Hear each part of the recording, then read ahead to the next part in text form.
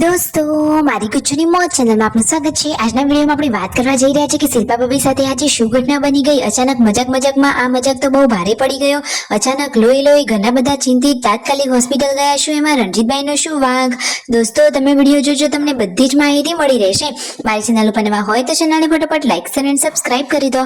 Full video in life of Thakor channel દોસ્તો, ફૂલ વિડીયોની link ડિસ્ક્રિપ્શનમાં મૂકેલી છે, ત્યાં જઈ તમે આખો વિડીયો વોચ કરી શકો છો। આવી ટૂંકી ટચોકડી લાઈવ લેટેસ્ટ ટ્રેન્ડિંગ માહિતી મેળવવા માટે કરી દો મારી ચેનલને ફટાફટ સબસ્ક્રાઇબ। તો ચાલો દોસ્તો, વધારે રાહ ન જોતા આપણે વિડીયોની શરૂઆત કરી દઈએ છીએ। તમે વિડીયોમાં લાઈવ જુઓ કે આજે તો સવારે સંજયભાઈ સરસ મજાનો નાસ્તો બનાવી રહ્યા છે।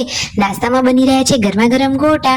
સંજયભાઈ કહે છે કે ઘરના લેડીઝ લોકો તો નાસ્તો બનાવતા જ નથી, તો હવે જેન્ટ્સને જાતે જ નાસ્તો બનાવવો પડે છે। તો આજે તો નાસ્તો લેડીઝ લોકોને મળવાનો જ નથી। આ રીતે થોડી મીઠી નોકઝોક ચાલી રહી હતી। તો આજે લેડીઝ લોકો પણ કહેતા હતા કે અમે જોઈએ કે તમે કેવો અમને નાસ્તો નથી આપતા। આ રીતે બધા એકબીજા સાથે મજાક મસ્તી કરી રહ્યા હતા।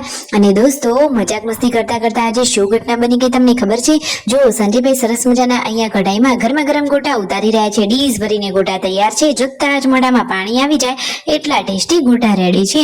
પછી આમ તેમ નોકઝોક કરતા હતા અને અચાનક જ જુઓ શિલ્પા ભાભીનો હાથ અહીંયા દરવાજામાં હતો અને રણજીતભાઈ દરવાજો બંધ કરવા ગયા અને અચાનક જ શિલ્પા ભાભીએ તો બૂમ પાડી દીધી। બધા ભેગા થઈ ગયા અને હાથ તો લોહી થઈ ગયો। જુઓ તો ખરા, જોતામાં આ શું ઘટના બની ગઈ, વિચારી પણ ન હતું ને આવું થઈ જશે।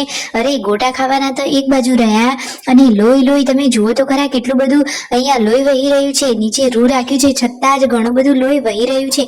અચાનક આવી ઘટના બની ગઈ। એમાં રણજીતભાઈનો પણ શું વાંક, એમને તો ખબર પણ ન હતી। આ તો શિલ્પા ભાભીએ બૂમાબૂમ કર્યું ત્યારે તો બધા લોકોને ખબર જ પડી। પછી શું તેમને તાત્કાલિક હોસ્પિટલે લઈ ગયા। ડોક્ટરે શું કહ્યું, તેમના આંગળીની હાલત તો એવી થઈ ગઈ હતી કે તેનો તો આકાર જ નતો રહ્યો। પછી તેમને હોસ્પિટલે લઈ ગયા। ડોક્ટરે પાટાપીંડી કરીને પછી કહ્યું એક્સરે તો કઢાવવો જ પડશે। પછી તેઓ તો ગયા બીજા હોસ્પિટલે, ત્યાં એક્સરે ને કઢાવ્યું તો એક્સરેમાં આવ્યું છે કે આંગળી થોડીક ફ્રેક્ચર એટલે કે થોડુંક ક્રેક થયું છે।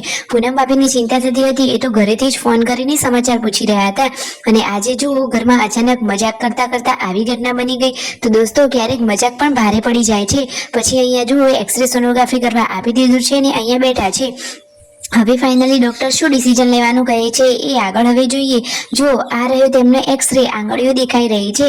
તો હાડકા તમે જુઓ, ટટલી આંગળીની જે આંગળીનો જે હાડકાનો ભાગ છે એમાં થોડી ક્રેક આવી છે। પછી ઘરે ફોન કર્યો હતો અને એક બાજુ રણજીતભાઈને પણ ચક્કર ચાલુ થઈ ગયા હતા। જુઓ તો ખરા કે તેમની હાલત, એમને તો આ વિચારીને અને લોહી જોઈને ચક્કર આવતા હતા। એ તો એકદમ દયાળુ અને ભોળા છે। શિલ્પા ભાભીને લોકો ફાઇનલી દવા કરી અને ઘરે આવે, એમને તો ડોક્ટરે ટાંકા લેવાનું કહ્યું છે અને હવે થોડોક આરામ કરવાનું કહ્યું છે। તો આંગળી ઉપર જુઓ, એમને તો ટાંકા આવ્યા છે અને સહેજ નખ રહી ગયો છે, બાકી તો વધારે તકલીફ થાત। પરંતુ હવે ફટોફટ શિલ્પા ભાભીને સારું થઈ જાય એવી જ પ્રાર્થના। બાકી આ ફેમિલીમાં તો બધા લોકો હળી મળીને અને ભેગા અને સાથે જ રહે છે। કોઈને કોઈના પર ઈર્ષા ભાવ કે દ્વેષ ભાવ તો છે જ નહીં, બધા હળી મળીને રહે છે। પરંતુ આ તો ભૂલથી દરવાજો વખાઈ ગયો ને અચાનક આવી ઘટના બની ગઈ। તો આજે તો સવારથી લઈને જે ગોટાની ચર્ચા થઈ રહી હતી એ તો હવે બપોરે ઠંડા જ ગોટા ખાવા પડ્યા। અચાનક આવી ઘટના બની ગઈ। શિલ્પા ભાભી તો એકદમ કાઠા છે, જેથી તેમને વધારે વ્યક્ત થયું નહીં। અને જુઓ, આજે તો ગુડ્ડુ અને જેન્સીનું રિઝલ્ટ પણ આવી ગયું છે। તો આ બંને દીકરીઓને તો સરસ માર્ક્સ આવ્યા છે। ગુડ્ડુને 90 અને જેન્સીને 98%। હવે ફાઇનલી આ રણજીતભાઈ અને સંજયભાઈ બહાર થોડું કામ હતું ત્યાં ગયા હતા અને રાતે મોડું થઈ ગયું ઘરે આવતા। તો બચ્ચા પાર્ટી માટે લાવ્યા હતા કિન્ડર જોય અને આજે ઘરે આ શાક બનાવ્યું હતું તો એ પણ આજે તો દાજી ગયું। શિલ્પા ભાભી કહે છે કે આજે તો સવારથી જ જમવાની કોઈ રસોઈમાં ઠેકાણું જ પડતું નથી, બધામાં કંઈક ના કંઈક પ્રોબ્લેમ તો થાય છે।